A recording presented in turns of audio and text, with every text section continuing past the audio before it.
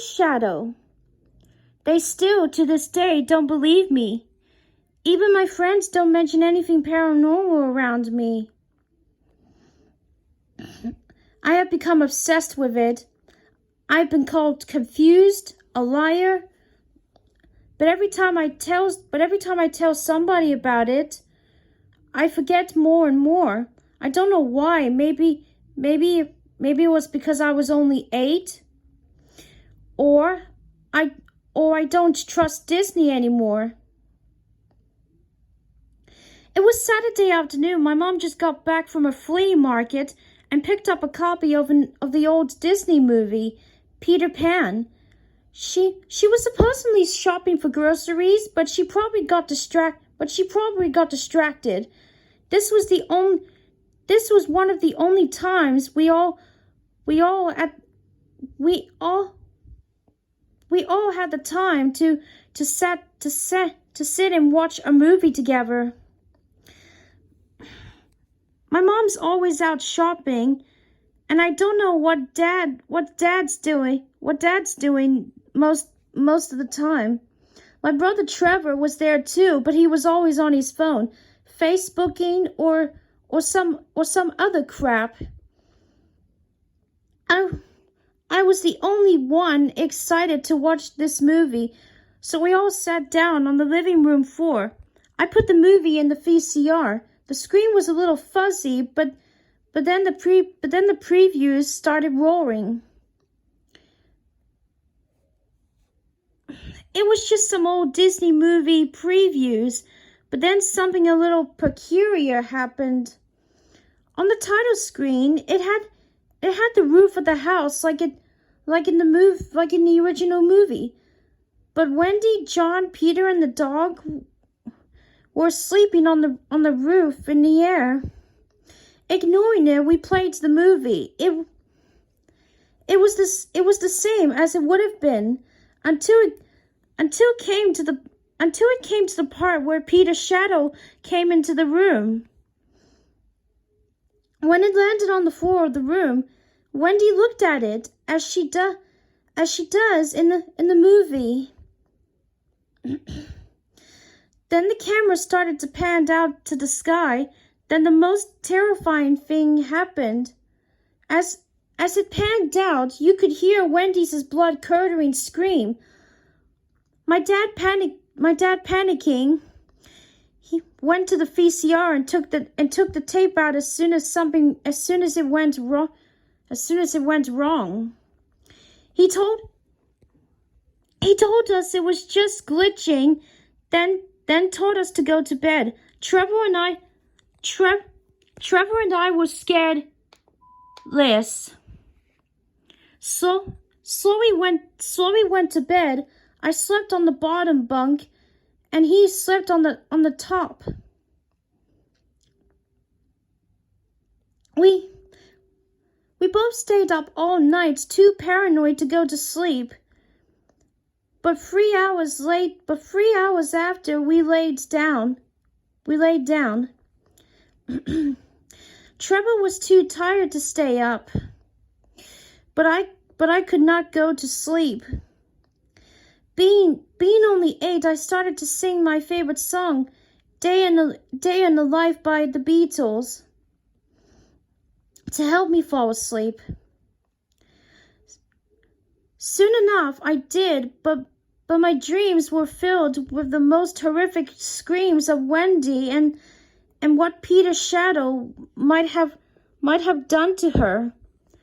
Morning came fast, and my mom and dad told Trevor and I to try and not tell anybody about the movie. As hard as it was, we didn't. When we were on our way home, we both thought we were being followed. We just ignored it because we thought it was just the paranoia. We had a pretty normal afternoon. After our dinner, we went to bed. Being not as paranoid or scared. We were as we were yesterday. We both were able to get some sleep.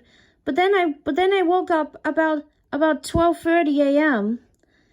I heard something. It jingled, and it was very quiet.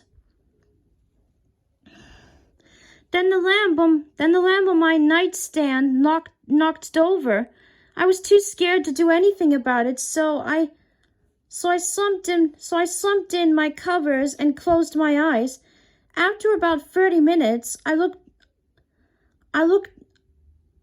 up at the underside of the top bunk to see Peter Pan's shadow right there, watching me.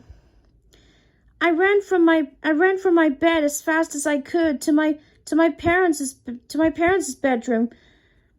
Them reassuring me and telling me it was just a dream.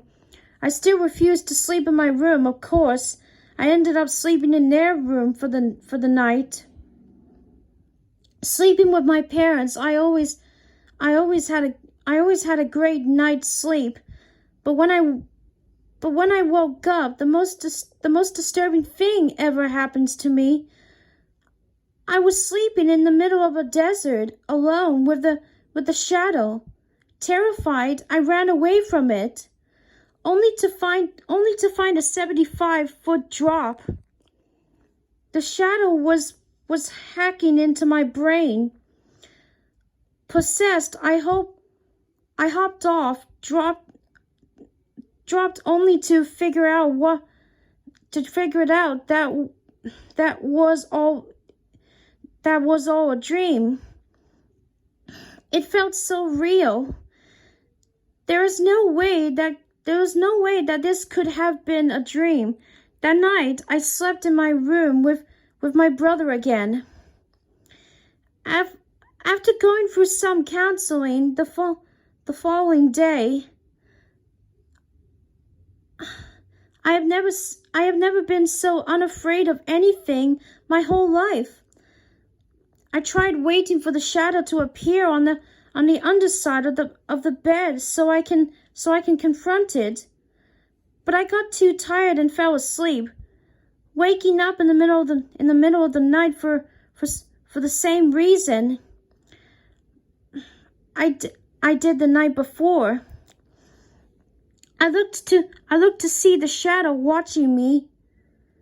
I then reached out to where the knife was of the shadow would be.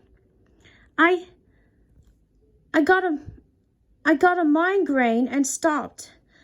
I looked at the head of the shadow and stared. Then becoming conscious, I curled into a ball. And I curled into a ball under my covers.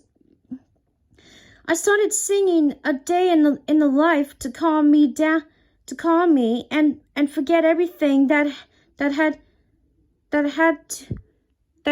to do with this nightmare. Then I noticed I wasn't the one singing it. Trevor started screaming, and I ran out of my bunk and turned on the light. Trevor was crying.